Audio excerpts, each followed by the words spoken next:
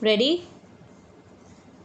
Start. अध्यक्ष महोदय, 10वीं पंचवर्षीय योजना पर विकास करते समय सदन के दोनों पक्षों के सदस्यों ने जो महत्वपूर्ण प्रश्न उठाए हैं उन पर विचार किया जाना बहुत आवश्यक है।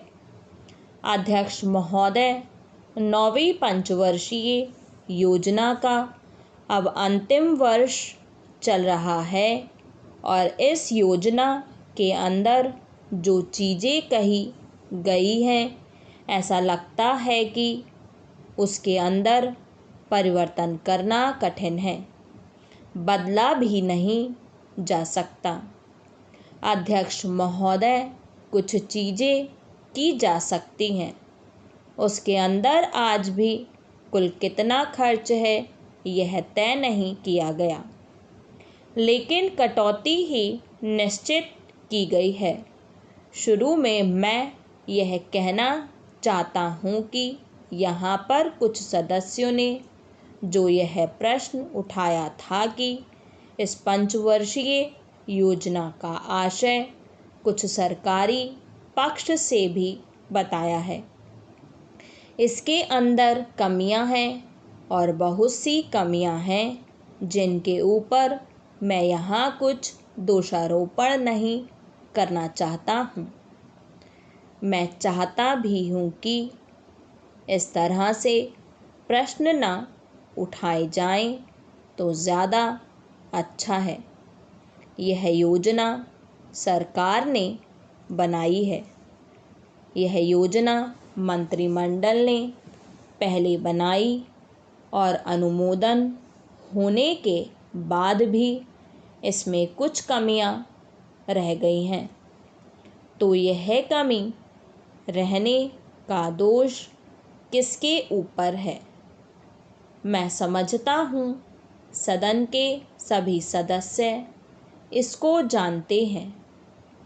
बहुत से लोगों ने दिल्ली के प्रश्न उठाए जो दिल्ली के साथ अन्याय किया गया है, तो मैं समझता हूँ इस बारे में सब आवाज़ उठाएं। इस बात की आज ज़्यादा ज़रूरत है। मैं यह कहना चाहता हूँ भारत सरकार से या जिन्होंने ये सारी योजनाएं बनाई उन्होंने वास्तव में यहाँ के साथ बड़ा बुरा किया, यहाँ के साथ अन्याय किया, क्योंकि उन्होंने इस पंचवर्षीय योजना को बनाते समय ध्यान नहीं दिया कि क्या योजना बना रहे हैं, गलत बना रहे हैं या सही बना रहे हैं, इनसे क्या लाभ हानि होगा, इन सब बातों पर उन्होंने विचार नहीं किया। तो मैं समझता हूँ ऐसी परिस्थितियों के अंदर यह बात ठीक नहीं है। ऐसी दशा में यहाँ पर 5 वर्षों में आने वाली योजनाएं बेकार बनकर रह जाएंगी। जो कटौती निश्चित की गई है उसको समाप्त करना चाहिए ताकि दिल्ली को हम अंतर्राष्ट्रीय स्तर का एक आदर्श नगर बना सकें। यह बहुत ही आवश्यक है यदि हम इस स्थान की उन्नति चाहते हैं। इसलिए अब मैं अपना कथन इन शब्दों के साथ ही समाप्त करता हूँ। अध्यक्ष महोदय, आपने मुझे 10वीं पंचवर्षीय योजना पर बोलने का अवसर दिया, इसके लिए मैं आपका आभारी हूँ। आपने मुझे कम समय दिया, इसके लिए भी आभारी हूँ। अभी मेरे से पूर्व कुछ सदस्यों ने हम पर यह आरोप भी लगाया कि हम योजना में विश्वास नहीं रखते। उन्होंने तो यह भी कहा कि हमारे चुनाव घोषणा पत्र में भी उनको इस बारे में कुछ नज़र नहीं आया। मैं इस बारे में यह निवेदन करना चाहता हूँ कि उन्होंने कोई दूसरा घोषणा पत्र देखा, गलत घोषणा पत्र पढ़ा और उसी को हमारा घोषणा पत्र समझ बैठे। लेकिन मैं यह कहना चाहता हूँ कि हमारा घोषणा पत्र इस समय मेरे पास है।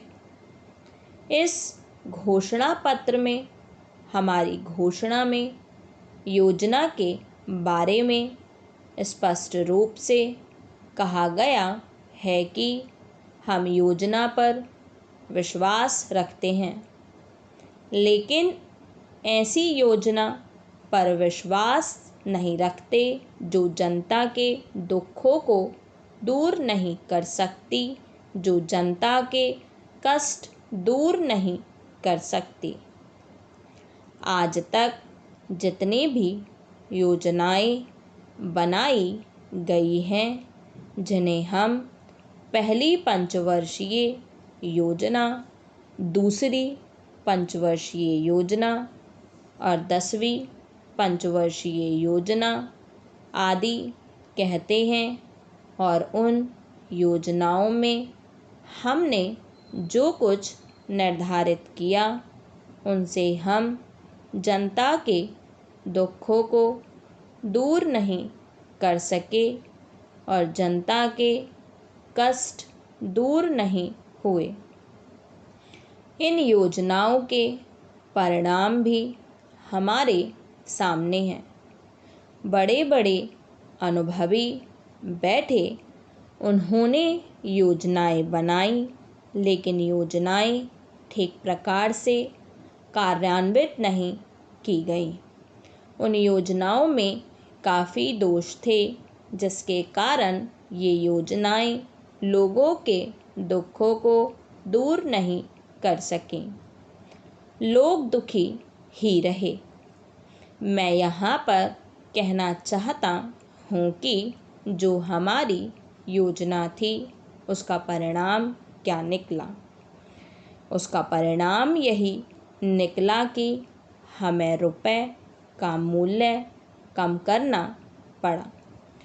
जो योजना होती है वह राष्ट्र धन को ऊंचा करने के लिए बनाई जाती है, लेकिन हमारे सामने आंकड़े हैं, इसका परिणाम हमारे सामने है। हमने अब तक 9 पंचवर्षीय योजनाएं कार्यान्वित की हैं, लेकिन हमारी प्रति व्यक्ति आय में और जीवन स्तर में अपेक्षित वृद्धि नहीं हुई है। यह दुख की बात है। मैं यह कहना चाहता हूँ कि हमारा ऐसी योजना में विश्वास नहीं है जो जनता के कष्टों को, जनता के दुखों को दूर ना कर सके। हम ऐसी योजनाओं पर विश्वास करते हैं जो उनकी आयु बढ़ा सके, उनका आर्थिक विकास कर सके, उन्हें उन्नत कर सके।